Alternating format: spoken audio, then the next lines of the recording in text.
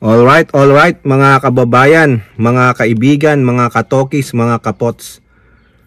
Kamusta po kayong lahat? And once again, welcome po dito sa Simply Tokis Vlog.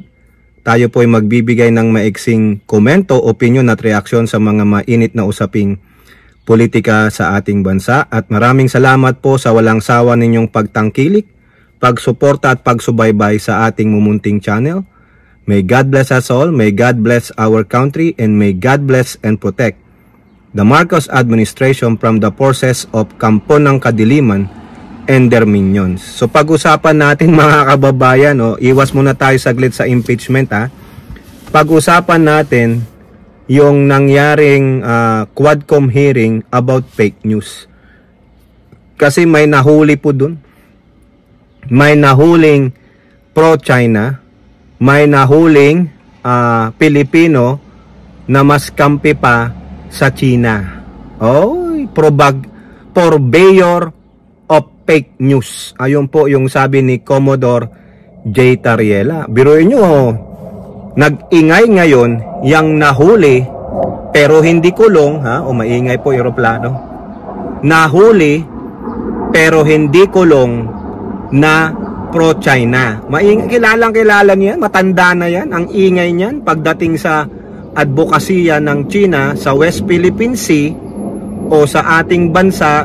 Piling niya, siya po ay ambassador ng China sa Pilipinas. Ewan natin, no? Kasi sinasabi niya po, itong tao na ito, siya po ay na-question dyan ng mga Quadcom chairman, mga vice chairman o co-chairman. Lalo na si Benny Abante, pinagalitan siya. Yung isa, yung pulis, no? Lagi ko nakakalimutan pangalan nun. Pinagalitan din siya kasi hindi siya marunong gumalang sa house rules. No, na you have to address first the chairman. You have to be kilalanin ka ng chairman bago ka ngaw. Ayun. Si Cariela talagang nilabanan niya po itong matanda na ito. No, ewan ko kung wag naman po sanang magagalit ito. Tinatanong lang natin, bakit po mas gusto nyo pa na ipaglaban ng interes ng bansang China dyan sa West Philippine Sea? Kumbaga, nabasa niya daw yung 2016 arbitral ruling. Ang nilalaman nun, nabasa ko rin, na binasura ang historical claim. Ang gulo ng statement niya kahapon, mga kababayan, no? Ang tinutukoy natin mga kababayan ay itong ADO paglinawan. Yung mga siguro alam na alam niyo kung sumusubaybay kayo sa disinformation campaign ng China, isa po yan, no? Huling-huli siya na siya po ay isang China propagandist. Disinformation specialist ng China. Ang yabang niya, sinasabi niya, parang hindi na kayo mahirapan. Ito yung mga taon na pumunta ako ng China. Kung hindi ka pala pro-China, hindi ka pro-US, for the truth ka, ba't hindi mo totoong sabihin ang ginawa ng China dyan sa ating West Philippine Sea, lalong-lalo na nung panahon ni Panot, kaya nga nagkaroon ng 2016 arbitral ruling.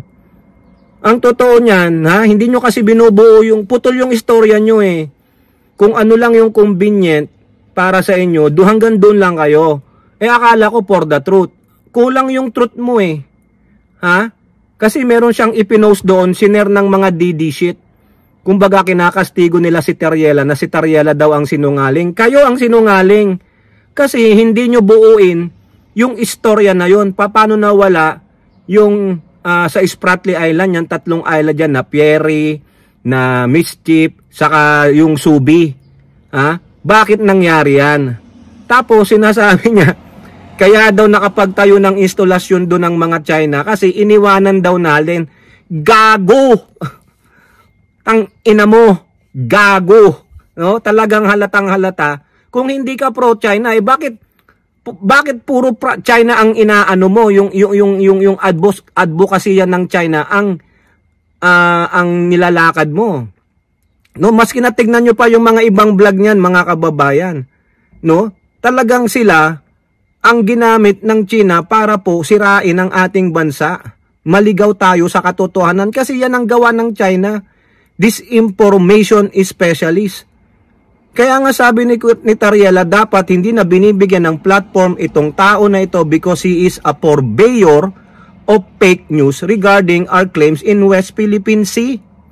Sinasabi niya, no, nitong si Ado Paglinawan na hindi naman daw umaten sa arbitral ruling ang China. That's their choice.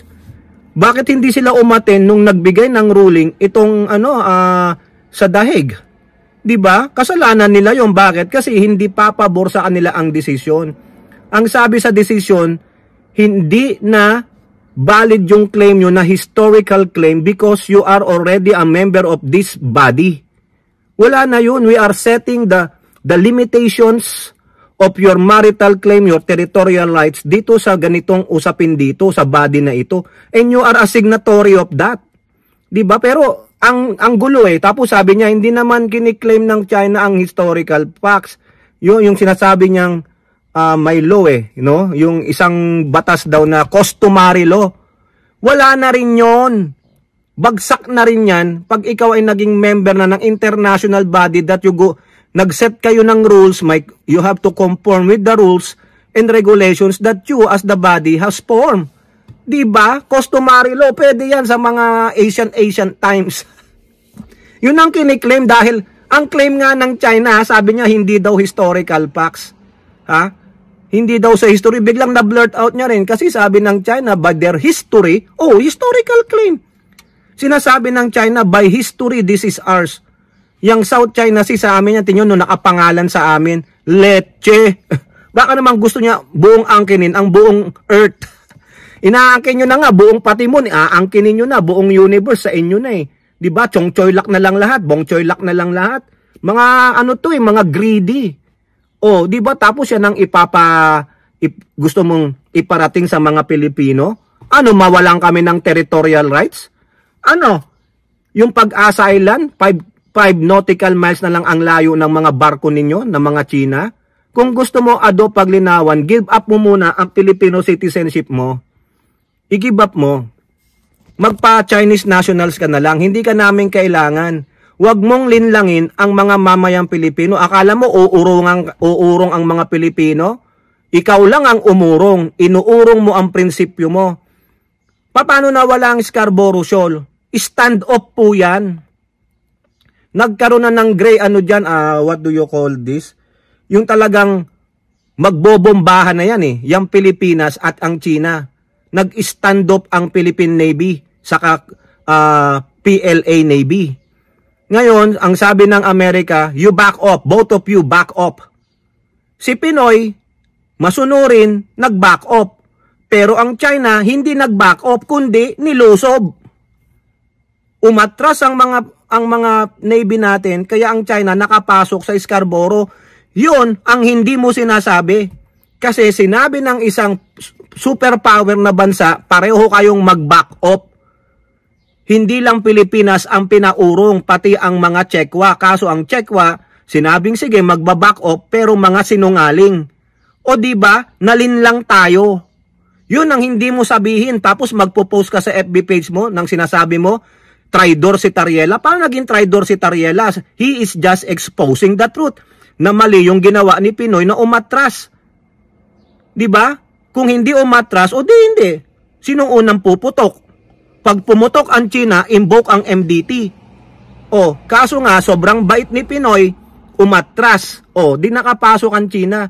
So, ang manggugulang, ang mandarambong, ang mga China. Kasi hindi nyo sinasabi ang totoo. Hindi nyo sinasabi ang totoo kung kompleto Magkakaroon ba ng 2016 arbitral ruling kung hindi tumakbo si Panot dyan sa international body na yan? Sa UNCLOS? Nung 2012? Kasi umatras kami. Sinunod namin yung utos. Obedient kami. Obey first before you complain. Ang Chekwa, hindi Sinungaling ang Chekwa. Hindi tumupad sa usapin. Tapos ikaw, Ado Paglinawang, gusto mo? Maniwala kami sa'yo? Hindi mo sabihin yung totoo. Tapos ang gusto mo pang gawin, basahin yung 2016 arbitral ruling. Ako, nabasa ko na yung part niyan. Wala talaga yan Binasura ng hurado dyan sa UNCLOS ang historical claim. Wala. Meron tayong 200 exclusive nautical miles at dinefine yung territorial rights natin. Hindi kinikilala ng China. O sinong gago? Eh di yung amo mong China, eh ano ka, gago ka din, tangina mo. Di ba? Makapili. Sinabihan nga siya eh. Hindi naman siya diplomat. Sinungaling talaga. Diplomat daw siya. Kaninong time ba yun? 2015 ba yun? O ano? Diplomat daw siya. O sinabihan tuloy siya ng isang chairman doon, makapili ka. Makapili. Who does? God knows who does not pay. Alang niya, ang gusto niya, turuan niya ang mga Pilipino. Nek-nek mo. O, eto ka Ado paglinawan, eto ka, nek-nek mo. Ha? Diyan mo na lang yan ibenta sa mga inchik. Ang tanongin kita. Magkano? Tanong lang magkano? Bakit gusto nyo pang ipaglaban ang interest ng China sa ating soberenya dyan sa West Philippine Sea kaysa na ikaw na isang Pilipino, wala kang pagmamahal sa bansa mo? Diba? Nakakahiya, itakwil nyo po yan sa kayong mga ibang mga DD-shit vloggers na sinungaling. O, lalo na yung sinasabing nag-water cannon daw tayo. O, kilala nyo na kung sino yung kupal na yan. Ha? Ngayon, mga kababayan, still talking about West Philippine Sea, noong palang May 30 to June 2nd o June 1st, meron palang nangyaring ano dyan sa Shangri-La sa Singapore. Nagsasalita ang ating magaling na Defense Secretary na Gibo Teodoro about our claims on the West Philippine Sea. Ha? Yung ating sovereign rights dyan. Ngayon, nandyan din po ang Chekwa. Merong isang Chinese officer na nagtanong sa ating butihing Defense Secretary. Sinasabi niya, bakit daw ang Pilipinas hindi tumulad sa Malaysia at Vietnam na kung ano man ang sigalot nila sa China ay daanin sa diplomatic talk. Na ang lumalabas ang Pilipinas ay isang provocative pagdating dyan sa claim sa South China Sea. Alam nyo ang sagot ni Defense Secretary Teodoro? Ang galing. Ang sabi niya, propaganda is files disguised as question. Kumbaga, propaganda ng mga Chekwa disguised as question na pamasamain tayo. Na tayo ay isang mga arogante, nagpro-provoke ng tension sa West Philippine Sea. Kami pa? Ha? Kami pa ang magpro-provoke ng tension sa West Philippine Sea? Kami pa na wala naman mga makabago na mga Navy vessels? Kami pa na walang modernong mga barko pang Coast Guard, BIFAR? Eh kayo, ano meron sa inyo? May submarino kayo? May aircraft carrier kayo? May mga Chinese militia vessels kayo? Ang lalaki ng Coast Guard vessels ninyo? Kami pa ang nagpro-provoke? Kami pa na ina-assert lang namin ang aming soberenya dyan sa mga dapat na sa amin, sa aming exclusive economic zone? Masababa na patrulan namin yon ng aming mga Navy at Coast Guard, yung aming territorial rights? Kami pa ang nagpro-provoke sa inyo? Wow naman! Sino ba ang agresibo? Sino ang nagwa-water cannoning? Sino ang naninira? Na nakapanakit na kayo? Tapos sasabihin nyo, makipag-usap kami sa inyo, abay, gunggong kang officer ka. Kung maalala nyo, ang Pangulong Marcos dumalaw po sa China noon. Ano ang sabi nila? They will create an open communication between two leaders. Ano nangyari? A month after na yun, nung nag-rory tayo sa Ayungin Shoal, binomba tayo ng water cannon. Basag-basag na naman yung ano natin, yung Unaysa 1, Unaysa 2. Nasugatan pa yung mga nandun na Coast Guard, dugo-dugo ang mukha, dugo-dugo ang ilong. Diba? Nasaan yung open communication lines?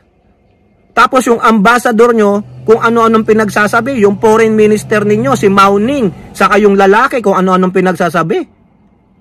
We are not provoking you. We are just doing our sole duty, our sworn oath to protect our territorial rights, our maritime rights, and to protect what is ours. Eh kayo ang invaders dyan. You are expansionists. Diba, hindi niya nga kayo marunong kumilala ng international law. You don't even follow international law. If we are a provocateur of tensions in the West Philippine Sea, how come most of the civic civil countries is on our side. Diba? They are condemning your aggressive behavior in the West Philippine Sea. How come? So that is a propaganda spells disguised as what? A question. Para pamasahin tayo. Buti na lang, nandyan po ang butihing Defense Secretary. Hindi po siya nagpatinag. Sabi niya, propaganda yung sinasabi mo. That's not the truth.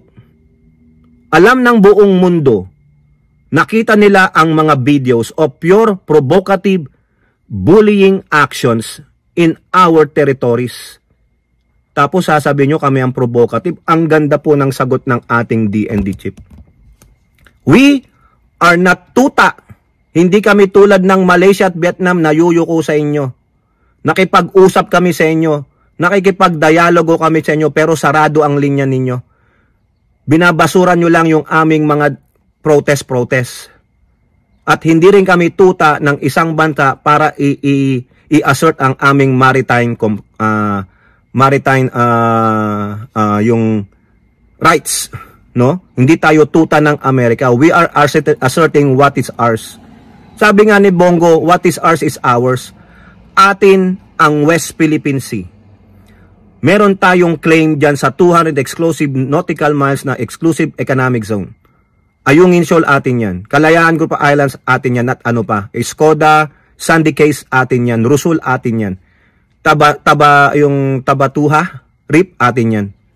So, mga kababayan, wag po kayo maniniwala sa mga Pilipino na dinidepensa pa ang China, mga disinformation specialist, propagandist po ng China yan. Patuloy natin silang labanan. Kung pwede lang, itapan nyo na sila sa China. Okay? O kayo po, ano pong inyong masasabi? Comment down below and don't forget to like and share. Hope to see you on next videos. Bye-bye. God bless.